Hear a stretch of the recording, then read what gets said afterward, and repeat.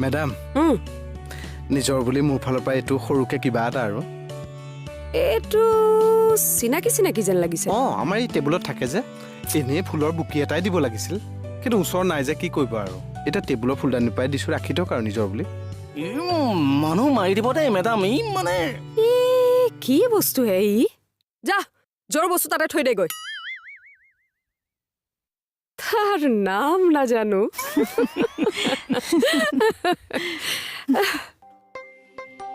C মোৰ মুখৰ পৰা বাৰু ঘৃণীটো কিয় ওলাব লাগে ভাল হৈছে শব্দ হ'ল ব্ৰহ্ম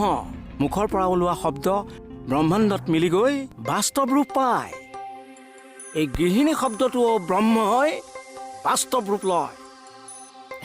কি যে কয় আগতে গজেন্দ্ৰ দাই ঠেলাটো অকলেহে মাৰিছিল এতিয়া লগত ঠেলা মই